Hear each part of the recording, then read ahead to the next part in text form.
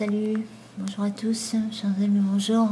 J'ai choisi cette photo parce que notre cher Emmanuel Macron, président de la République de la France, ingouvernable, a une épine dans le pied là, et il est très pensif et il est en train de faire un discours en ce moment même sur les violences faites aux femmes, et il va peut-être aussi s'attaquer, enfin peut-être même sûr s'attaquer à la pornographie.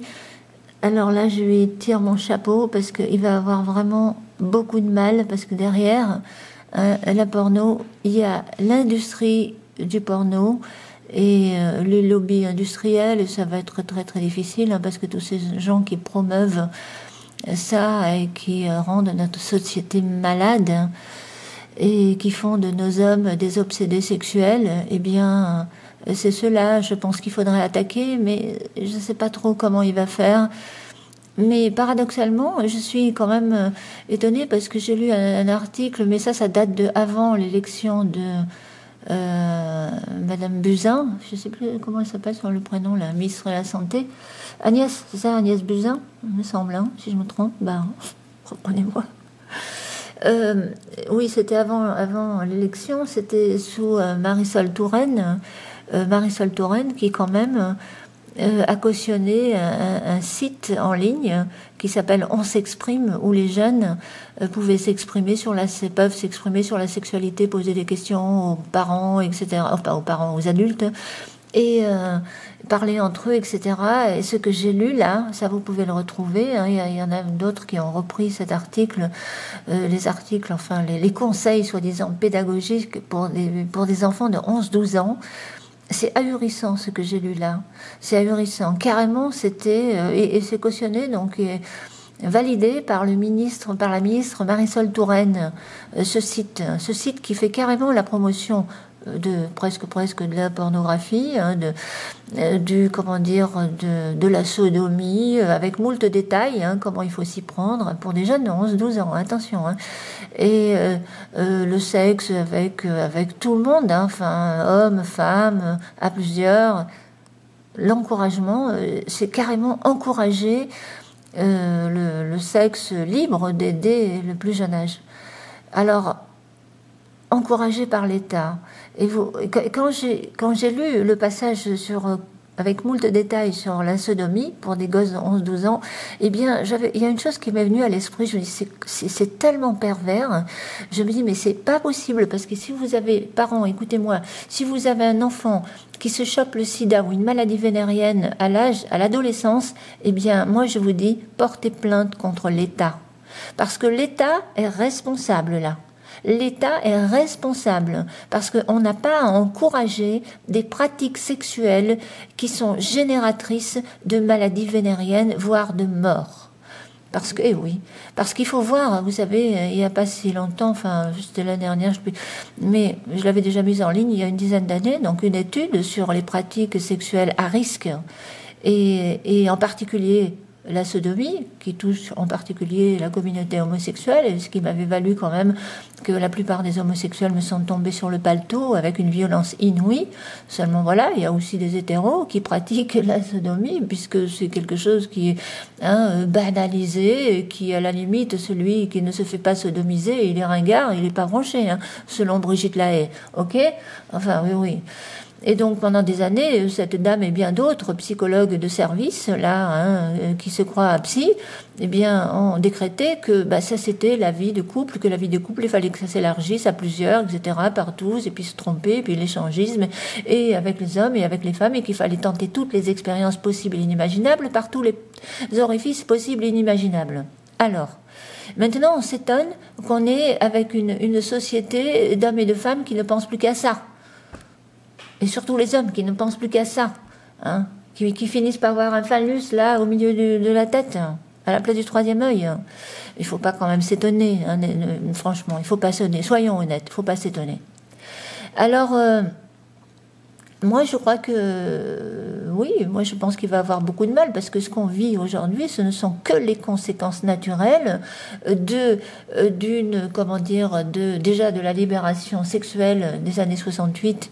Hein, la libération de la femme, c'est une bonne chose. Il y a eu du positif pour les femmes, les féministes à l'époque, etc., le droit de vote. Il faut voir tout le positif, mais il y a aussi la contrepartie. Et la contrepartie, c'est qu'on a transformé la femme en objet sexuel. Les mecs, où elles se sont laissées transformer en objet sexuel. Dans la publicité, dans les films, etc., pour n'importe quoi. Encore aujourd'hui, pourquoi les féministes d'aujourd'hui ne s'attaquent pas plus à la publicité où on montre en permanence des femmes nues pour vendre un produit ou un autre, et même une bagnole. Il faut qu'il y ait, enfin, je sais plus si c'est encore comme ça pour les voitures, mais ça a été très longtemps comme ça, les hôtesses, les femmes plus ou moins à poil sur les voitures. Et puis, pour toutes sortes de produits, il n'y a rien à faire, il faut qu'ils mettent des femmes dénudées. Alors comment se fait-il que ces féministes ne s'attaquent pas plutôt à ces publicistes-là? Vous voyez ce qui n'est pas normal dans cette société, c'est qu'on laisse faire des tas de choses sous prétexte qu'il faut faire de l'argent, que ça fait travailler des gens, etc. Mais ça vous pourrit une société. Et la jeunesse, c'est quand même les jeunes, les ados d'aujourd'hui, c'est les adultes de demain. Alors vous imaginez que les adultes, les gamins de 11, 12 ans qui aujourd'hui tombent sur des sites porno, facile, avec 2 clics de souris sur Internet, hein, oui, surtout sur Internet, hein, oui, parce que là, je vous dis, vous tapez quelques, je vais pas les donner les mots, parce qu'il y a des gosses qui m'écoutent, ils vont le faire, mais il suffit de taper 2-3 mots-clés d'une personnage célèbre qui a fait son émission en longueur de temps. Et ben voilà, et vous allez tomber dessus. C'est ahurissant, et puis que ce soit de la porno hétérosexuelle, mais sur Internet, il y a essentiellement de la porno homosexuelle aussi. Et là, c'est plus que ça même. Alors ça, je trouve ça vraiment scandaleux, qu'il y a des gosses de 11 ans qui peuvent tomber dessus, il n'y a pas de filtre parental, il n'y a rien du tout. Je ne sais pas comment l'équipe En Marche va faire pour pouvoir contrôler ça. Parce que, vous savez, maintenant, les plateformes, hein, ils peuvent héberger des vidéos en Chine, de partout, en Russie, sur d'autres... c'est pas contrôlable. On est dans une société, il faut pas l'oublier quand même, on est dans la mondialisation. Tout est mondialisé. Et c'est pour ça que je suis contre la mondialisation, parce que ça devient tellement complexe, et c'est du grand n'importe quoi, et ça peut que se terminer par un gros chaos, parce que tout se complexifie, quoi. Alors, et oui, c'est ça le problème. C'est ça le problème. Alors oui, là, il est très très pensif sur cette photo. Eh bien, c'est un vrai casse-tête chinois, parce qu'on voit bien que quelque part au fond, il a de bonnes intentions. Emmanuel Macron et son équipe, ils veulent moraliser, je parle pas d'argent parce que là c'est encore une autre histoire. Ils sont pas irréprochables, l'équipe En Marche apparemment, mais bon, dans d'autres domaines.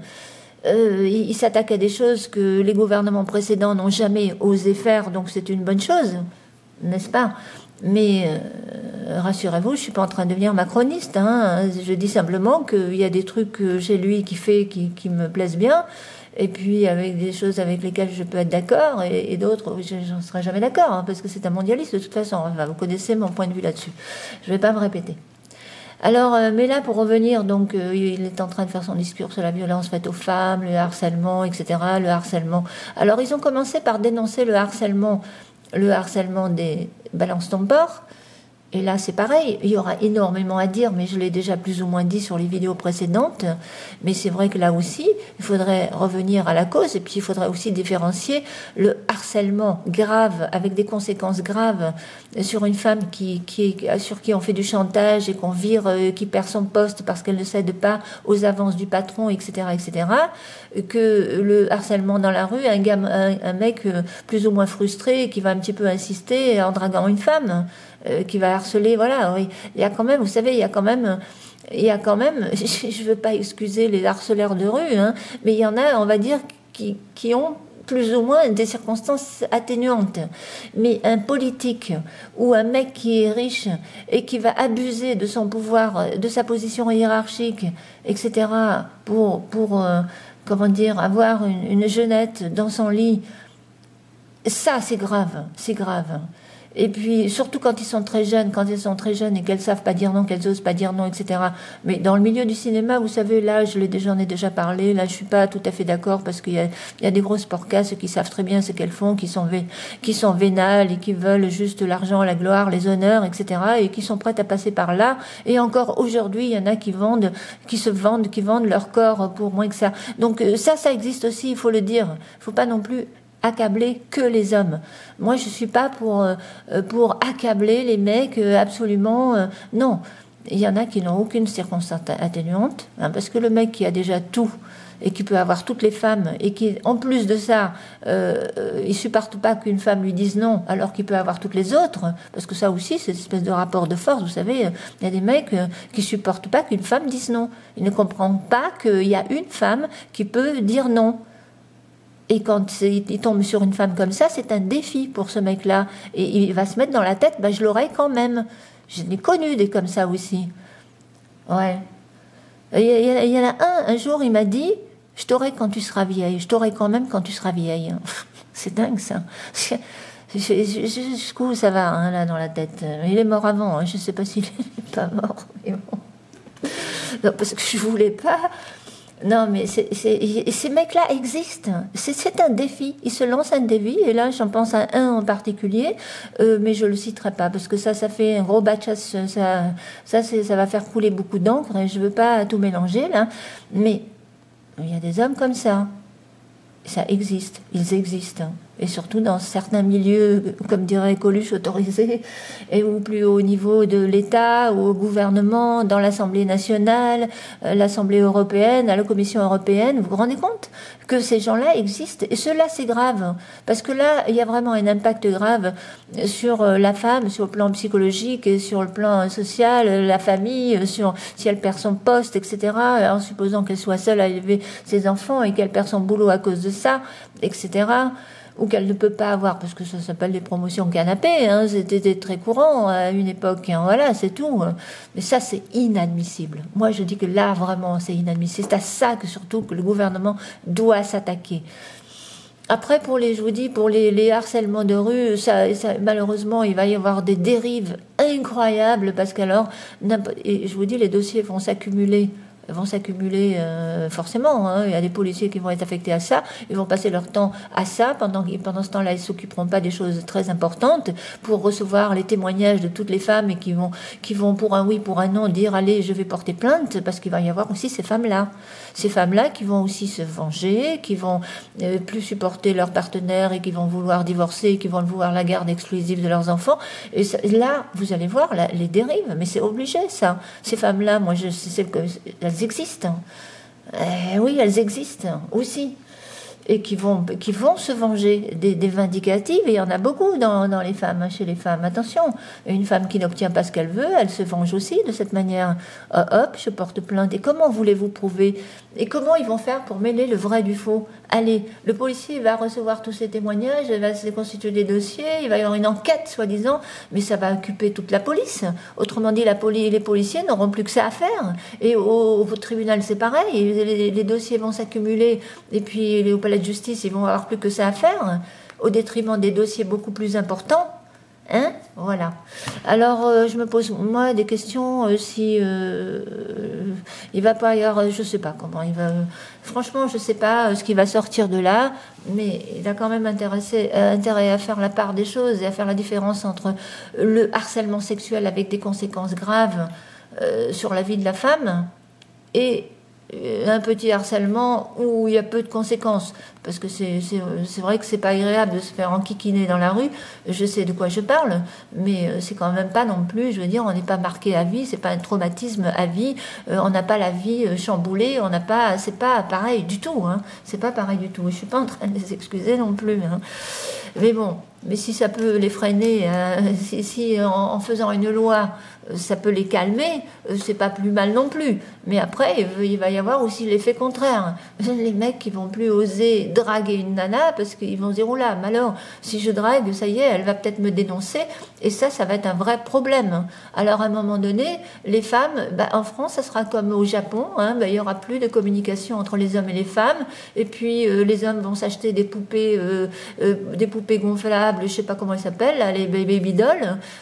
C'est en Chine ou au Japon, je sais plus. Et oui, et vous vous rendez compte, ça va très très loin. Hein. Au Japon, ils n'arrivent même plus à communiquer du tout, ils osent plus parler. Et il faut qu'ils payent pour avoir une compagnie. Et il y a même une fille qui va proposer ses services de femmes, de filles de compagnie à une autre fille, juste pour être amie. C'est-à-dire que vous louez une personne pour pouvoir parler, pour avoir une amitié. Ils n'arrivent plus à nouer des relations d'amitié, d'amour normalement. C'est de la pure folie, quoi. Et c'est ça qui nous pend au nez si on n'arrive pas à faire la différence entre ce qui est grave et moins grave. Et c'est les femmes qui ont été consentantes à une époque pour la gloire, les honneurs, l'argent et tout ça, hein, et que ça les arrangeait bien d'écarter les cuisses à ce moment-là, et qu'elles n'ont rien dit. Vous voyez que je doute toutes les actrices, hein, et qui subitement maintenant se mettent toutes à parler. Alors il faut se poser moi je pense qu'il faut quand même se poser les bonnes questions, parce qu'il peut y avoir franchement des très très grosses dérives, et je suis pas sûre que je suis pas sûre, je me demande même si on fait pas cette différence, il n'y aura pas plus d'effets négatifs sur la société que positifs. Par contre, là où vraiment il faut là où il faut qu'ils ne laissent rien passer, je vous dis, c'est les mecs, les riches, les gens qui abusent de leur pouvoir, leur position hiérarchique et de leur argent pour obtenir des faveurs des femmes. Là, il faut absolument rien laisser passer. Voilà, je ne sais pas si vous serez d'accord avec moi, si vous l'êtes ou si vous ne l'êtes pas, exprimez-vous, mais avec courtoisie, sans insulte, sans agressivité. Nous sommes entre gens soi-disant civilisés. Salut, à bientôt.